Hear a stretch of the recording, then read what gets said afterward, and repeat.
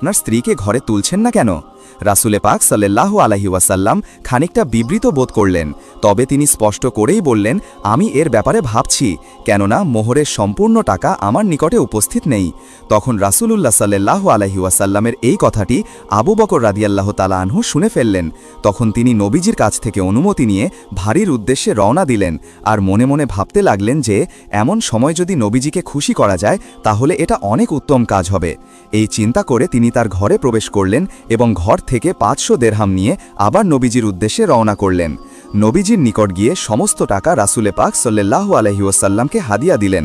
রাসূলুল্লাহ সাল্লাল্লাহু আলাইহি ওয়াসাল্লাম আবু বকর রাদিয়াল্লাহু তাআলা আনহুর হাদিয়া গ্রহণ করলেন এবং এই হাদিয়াগুলো হযরত আয়েশা রাদিয়াল্লাহু তাআলা আনহার মোহরানা হিসাবে তার নিকট পৌঁছে দিলেন। এর মাধ্যমে তিনি তার মোহরানা আদায় করে দিলেন। তখন আয়েশা রাদিয়াল্লাহু তাআলা আনহার বয়স মাত্র 9 বছর। রাসূলে পাক সাল্লাল্লাহু আলাইহি ওয়াসাল্লাম আল্লাহ তাআলার হুকুমে তার বিবাহিত স্ত্রী আয়েশা রাদিয়াল্লাহু তাআলা আনহাকে নিজের বাসায় নিয়ে আসবেন।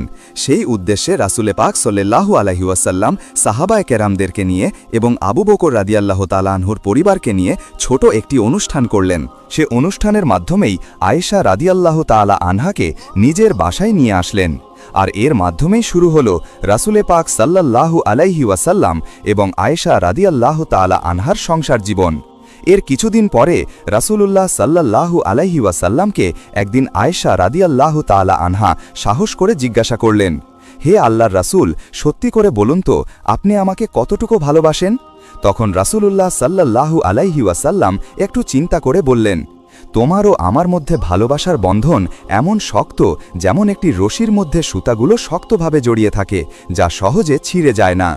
রাসূলুল্লাহ সাল্লাল্লাহু আলাইহি ওয়াসাল্লামের এই জবাব শুনে আয়েশা রাদিয়াল্লাহু তাআলা আনহা খুবই খুশি হলেন। এরপর থেকে তিনি প্রায় রাসূলুল্লাহ সাল্লাল্লাহু আলাইহি ওয়াসাল্লামকে জিজ্ঞাসা করতেন, হে আল্লাহর রাসূল, আপনার ভালোবাসার বন্ধনের কি অবস্থা? আগের মতো আছে নাকি ঢিল হয়ে গেছে? তখন রাসূলুল্লাহ সাল্লাল্লাহু আলাইহি ওয়াসাল্লাম আয়েশা রাদিয়াল্লাহু আনহার এই দুষ্টামির জবাবে বলতেন, ভালোবাসার সেই বন্ধন আগের মতোই ধীরে আছে, বন্ধনে কোনো দুর্বলতা বা পরিবর্তন আসেনি। সুবহানাল্লাহ। হযরত আয়েশা রাদিয়াল্লাহু তাআলা আনহার পিতা হযরত আবু বকর রাদিয়াল্লাহু তাআলা আনহু একদিন রাসূলে পাক সাল্লাল্লাহু আলাইহি ওয়াসাল্লামের ঘরের পাশ দিয়ে যাচ্ছিলেন। এমন সময় তিনি হঠাৎ করে আয়েশা রাদিয়াল্লাহু তাআলা আনহার উঁচু গলার শব্দ শুনতে পেলেন। তাই তিনি থমকে দাঁড়ালেন এবং ঘরের ভিতরে প্রবেশ করলেন।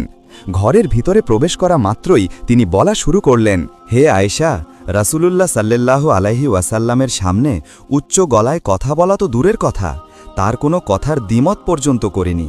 আর তুমি এই বয়সেই রাসূলুল্লাহ সাল্লাল্লাহু